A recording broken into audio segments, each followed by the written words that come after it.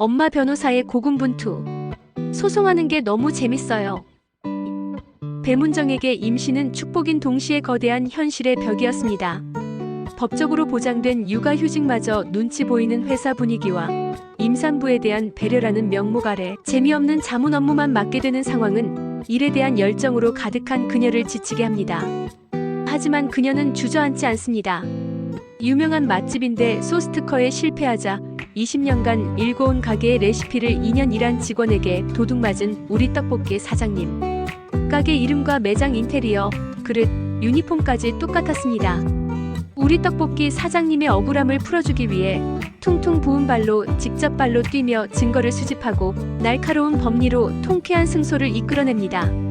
소송하는 게 너무너무 재밌어서 휴직은 조금 더 생각해보겠다는 그녀의 모습은 엄마 이전에 한 사람의 프로로서 자신의 일을 얼마나 사랑하는지를 보여주며 뭉클함을 안겼습니다.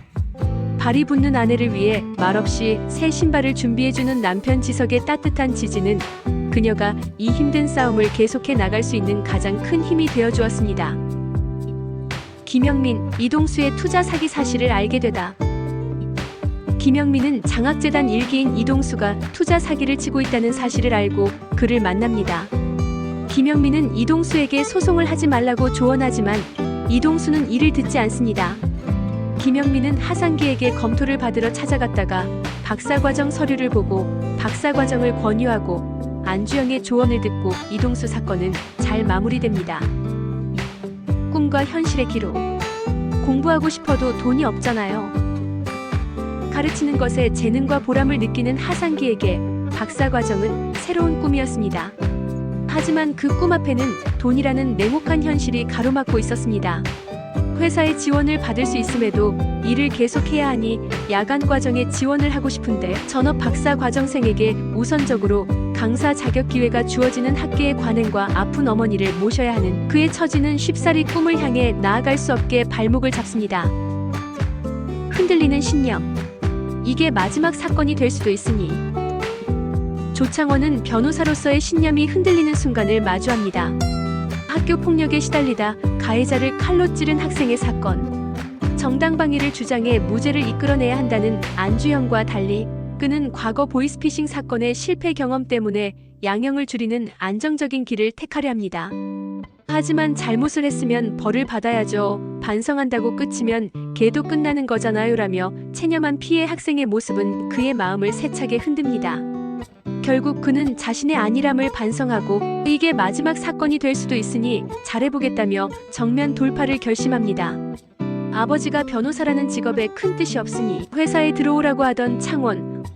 한 소년의 인생을 걸고 자신의 신념을 지키기 위해 성장하는 모습은 앞으로의 활약을 더욱 기대하게 만들었습니다.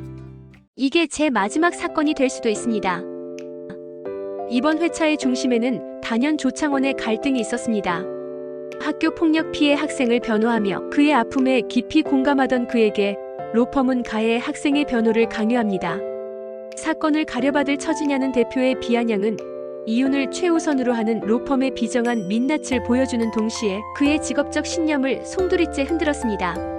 조창원은 퇴사를 결심하고 학교폭력 피해자이자 살인미수 혐의를 받는 학생 변호를 위해 경찰서로 찾아갑니다. 경찰은 정당방위 주장이 어렵다고 하지만 조창원은 끈질기게 정당방위를 주장하며 학생을 돕기 위해 애씁니다. 결국 그가 변호하던 피해 학생이 살인미수 혐의로 집행유예를 선고받는 이례적인 선처를 이끌어냈음에도 그는 시스템의 한계와 변호사로서의 무력감에 깊은 회의를 느낍니다. 그리고 마침내 그는 자신의 신념을 지키기 위해 로펌을 떠나 경력검사라는 새로운 길을 선택하기로 결심합니다. 이는 안정적인 길을 포기하고 자신만의 정의를 찾아 나서려는 그의 의미 있는 첫걸음이었습니다. 워킹맘에 보이지 않는 전쟁. 배문정의 이야기는 이 시대 워킹맘들이 겪는 현실적인 고충을 고스란히 담아내며 깊은 공감을 자아냈습니다. 복통으로 병원을 찾으며 아이의 안위에 가슴을 쓸어내리는 것도 잠시, 회사로 돌아온 그녀를 기다리는 것은 자신의 퇴사를 염두에 둔 듯한 새로운 채용 공고였습니다. 육아휴직이라는 당연한 권리마저 눈치 봐야 하는 현실의 벽 앞에서 그녀는 자신의 미래를 고민하기 시작합니다. 일에 대한 열정과 엄마로서의 책임감 사이에서 그녀는 이제 자신의 자리를 지키기 위한 보이지 않는 전쟁을 준비해야만 합니다. 신념을 지키는 각자의 방식. 같은 딜레마 앞에서 강희지와 안주영은 각자의 방식으로 자신의 신념을 지켜냅니다. 희지는 아버지의 빚 상속 문제로 찾아온 자매 의뢰인을 돕기 위해 무료 변호를 금지하는 대표의 지시에 맞서 한정 승인이라는 묘수를 찾아냅니다. 이는 시스템 안에서 규칙을 어기지 않으면서도 의뢰인을 돕는 그녀의 지혜와 따뜻한 마음이 빛나는 순간이었습니다. 반면 주영은 실적 압박으로 스스로 목숨을 끊은 보험 설계사의 유족이 아닌 더 높은 수익률을 제시한 보험회사의 변호를 맡게 됩니다. 그는 기계적인 변론으로 승소를 이끌어내지만 그 승리의 끝에서 불편하지 않았던 적은 없습니다. 불편에 익숙해져 있었던 거지라며 처음으로 대표에게 자신의 불편한 심정을 드러냅니다. 냉소와 체념에 익숙했던 그가 자신의 감정을 직시하고 목소리를 내기 시작한 이 변화는 희지를 통해 그가 긍정적으로 성장하고 있음을 보여주는 중요한 변곡점이었습니다.